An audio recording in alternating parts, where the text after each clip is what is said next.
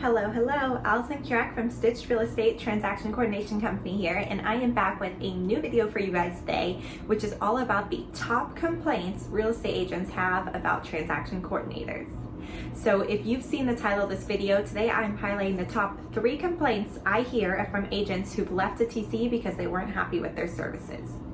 Over the years, I have worked with many agents who were working with other TCs and were not completely happy with the experience, and so they've come to me after. On calls with them or over time, they've expressed some of their concerns, and they've noticed they always really fall and stem from 3 key categories. So let's go over these today so you can make sure you're keeping an eye out for them, and I'm giving you some tips on how to make sure you don't fall victim to them. Okay, so complaint number 1 is no response or really slow response time. If you're watching this video or any of my videos, I'm assuming you're not the kind of transaction coordinator that would just straight up not respond to an email or a message. So I think that part's pretty self-explanatory, that everything should be responded to. Okay, and secondly, slow response time. So you may be wondering, how slow is too slow? As I've said in my other videos, you do not need to respond within 1 second to everything. That's just not realistic, it's not scalable, and it's just not attainable always. So, some ways I circumvent this is I'd like to time block in smaller increments. So I'm gonna give 3 tips on how to avoid complaint number 1.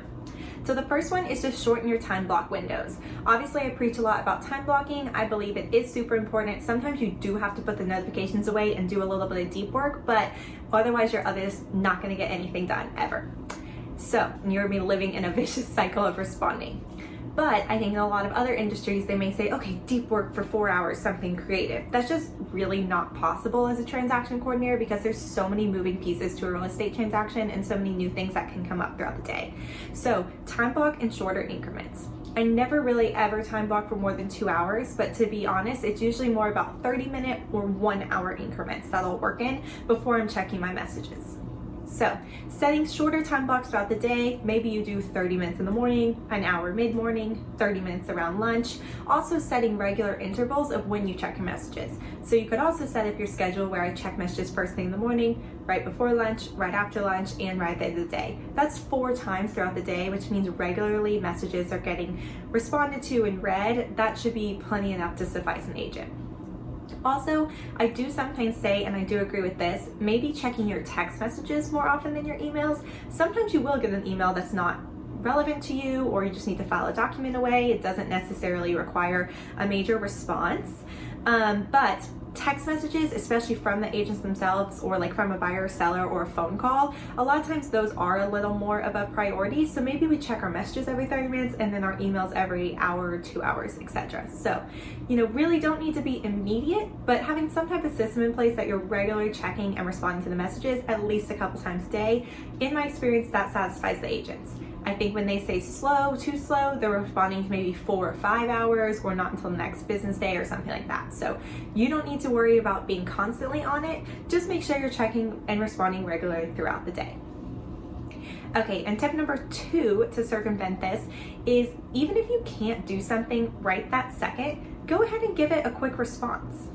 So, example, I know a lot of people say if something takes less than, is it 5 minutes or 2 minutes to just go ahead and do it? I totally agree with that, especially when you are responding to emails. However, if something needs a little more digging into, or you just need a little bit more time to complete the request, go ahead and respond and say, received, thank you, or got it, I'll work on this afternoon, or perfect, I'll have this done by tomorrow, or noted, let me check on this and get back with you. So just some type of little response, and then what I'll do, whether it's email or text, I'll mark it as unread so I know I have to address it again before the end of the day, or I'll add it to my task list, kind of depending on what type of item it is, because I'll always clear out my inbox by the end of the day, so I'll have it readdressed or figure out a next step to add to my checklist or something like that. But I think a lot of times, maybe with the TCs that the agents complain about, maybe they saw it and they're like, oh, I don't have time to do that right now, so they just ignore it. But I've noticed if you just give a quick little response to know you've got it, you're gonna work on it, or give a time frame, or give a time frame and then beat the time frame, even better, set lower expectations and exceed them, that's great. But really just a short, quick message to let them know you've got the inquiry or the item and you're going to be working on it. Okay, and lastly is sometimes you just gotta pick up the phone or respond.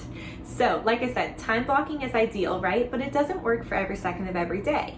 Also, an example of this, when I'm checking emails, maybe I'm on a 30-minute email time block, and then a new email comes in right when I'm almost done, that one's gonna get responded to right away. That's just the nature of how it works. Also, sometimes I'll be taking a little break between time blocking, and so if an agent calls me or texts me, I'll go ahead and respond or pick up the phone right then and have a conversation with them. I think that's totally normal, and especially if you're not in a time block that is, email or call or message specific, or you're just kind of taking a break or in between time blocks or something, it's okay to pick up the phone during those times. You don't have to stick to such a rigid schedule. It's just to make sure you're still able to get your tasks done and you're not constantly living and responding to notifications. I found that, occasionally when you do pick up right when the agent answers or respond immediately to a text or respond immediately to an email, doing that sometimes helps them see that overall you do have a pretty quick response time. So you don't have to be like, nope, I must wait, even if you're about to eat lunch or taking a little break or something like that and you haven't gotten into a deep time block yet, just go ahead and pick up the phone or respond. I think that kind of helps the agents to see too, sometimes you are responding immediately. Not all the time, and that's not an expectation to set, but sometimes you do it, that helps them overall see your response time is quicker. Okay, so those are my 3 tips to circumvent the issue of slow or no response time. Okay, and the second biggest complaint I hear agents talk about is lack of urgency with transaction coordinators. They just don't think a coordinator has the same urgency that they do, and so there's a couple things we can do to prove that that's not the case. So, first of all, if the agent requests something, they may think it's urgent even if you don't. So, anytime an agent requests something, I'm always handling that as soon as possible and definitely the same day or first thing the next morning if it's late in the business day. And the reason for this, even if it's not urgent for me, if an agent texts me and specifically asks me to check on something, like maybe it's an appraisal or an HOA, and I know I've checked on it, I got it, I don't necessarily need to follow up today, in my opinion. If they ask me to do something, it's important to them. And so showing that you respect what's important to them and you understand what's urgent to them and important to them, that really circumvents this issue a lot. You're not disregarding or writing off what they think is important or what they want to check on. And there could be reasons you don't know, right? They could have had a conversation on the phone with a client that they have a certain reason they want to check on something. It may be urgent to the buyer seller. It may be urgent to the other side for some reason that we don't understand. So making sure any agent or client priorities, even if they aren't necessarily priorities for us, are handled ASAP. Okay, and secondly is prioritizing the right items and knowing what is truly urgent. Obviously, a lot of this comes with experience, but an example I want to give is maybe we need to send a document out for signature. Maybe it's an amendment to the contract. So there's kind of 2 versions of this, right? So the first one, maybe it's a clerical error that the other side sent over, correcting the spelling of a name or something like that. And so I go ahead, send that to our clients to sign, and then I probably put the task the next day on my checklist to follow up on it, because it's really not urgent, right? It's a clerical error. We'll get it done within 24, 48 hours, but it's not holding up the transaction in any way or related to a deadline. Whereas example number 2 with an amendment is maybe our option period ends today here in Texas and we need something done by 5 p.m. Well, maybe that amendment, I'm gonna send it out for signature and then I'm gonna keep a really close eye on it until we get it back. And maybe if I notice it's 3 or 4 o'clock, it hasn't come in yet, maybe I'll shoot the agent a text and say, hey, just FYI, looks like we're still waiting this to be signed. I know we're cutting it kind of close to 5 o'clock on this one, or whatever the deadlines may be in your area, something applicable. So I think what maybe some TCs do that agents complain about in this instance is, okay, I got the document, sent it for signature. And they treat it all that way, whereas sometimes something like this, we're on a 5 o'clock deadline, it's not just, I sent it for signature, not my problem. We need to still be following up. We need to have that sense of urgency for deadlines or things that are actually important. And you may say, well, I didn't know what to do, they didn't sign it. Well, like I said, escalate it to the agent, say, hey, I know we're coming up on a 5 o'clock deadline or an XYZ deadline. I just noticed this wasn't signed yet, just wanted to give you a heads up. They'll know if it's really urgent too, and they could call or text or press the client in that case. I think a good way to think of this is, we're there to monitor it and make sure things are being done. But if, I don't usually email people multiple times in one day or multiple texts, multiple calls. That's just not really our job. We don't want to be pushing too hard, have that kind of reputation. But an agent may be like, no, this needs to be done right now. They have a better relationship with the client. They can call them and be like, hey, you have to do this right now, and explain the reasons why. So that's kind of a good example of sense of urgency, is just, knowing, is this really urgent? And then also, or if the agent thinks it's urgent, and not just saying, I didn't know what to do, so I didn't do anything, if that makes sense. Okay, and the last big complaint I hear about a lot is the agent doesn't know what the TC is doing. So there's some easy ways to get around this and make sure that no one makes this complaint about you in your TC business. So the first way is copying the agent on all the emails. I've never worked with an agent who requested me to stop copying them on emails. I know email can be overwhelming for some agents, and you're just continuing to flood their inbox in some way, but I think it's really important for them to know the status of what's going on with the transaction. And then they see that you're sending emails in the morning, in the afternoon, or whatever it is. They see that you're actively working on the transaction, and they can see exactly what you're doing and who you're communicating with. So that should help eliminate a lot of questions if that's not something you're already doing. If the agent's not okay with it, but they're complaining they don't know what you're doing, then I would suggest, hey, why don't we start looping each other in on everything, just so there's no repetitive questions and you kind of know exactly what I'm doing. A couple other options to help avoid this complaint. Try to schedule a weekly call or a regular reoccurring call with the agent. I don't necessarily advise doing a set call every week. I do this with some of my clients, my high producers, and I'm open to it if a client is, but I know with agent schedules, they can be all over the place. TC, you may have a bunch of calls one day and it's just not the best thing for your schedule, but I try to touch base with all the clients on the phone at least once a week.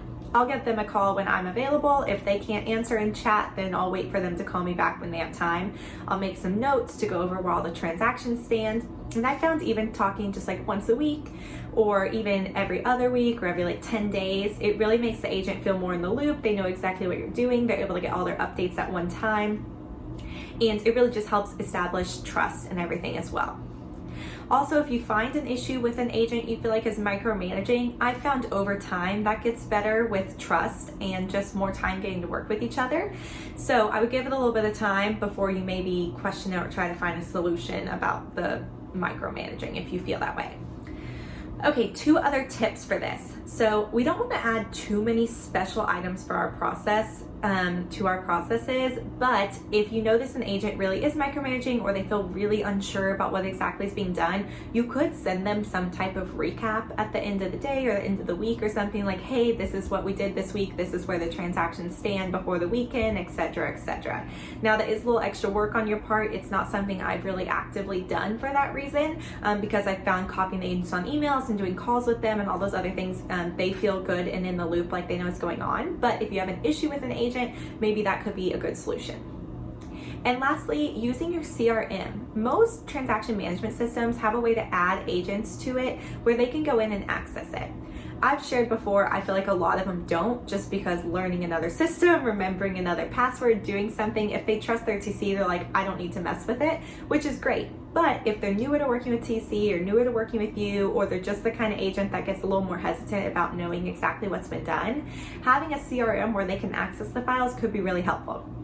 Usually in most of these, they're able to see all the details of the transaction, the task list, and what's been done and what hasn't, any notes, review all the documents, etc. So this can be a really great way to make the agents feel more secure because they have a way they can go in and check. Maybe it's midnight on Saturday and you're not working and they're like, wait, was this done or do we have this document? And they could go into the system and be like, oh, whoosh, we got it. So that's a really good alternative too. Also, in some of the transaction management systems, you can share notes or documents with the agent directly through it. So maybe you could say a note like, hey, got appraisal and made value, and then share that with the agent. So they're automatically getting updates like that, maybe to a text or a separate email from you they know to look out for. So there's all kinds of ways to make them feel involved and like they're up to date on their transactions.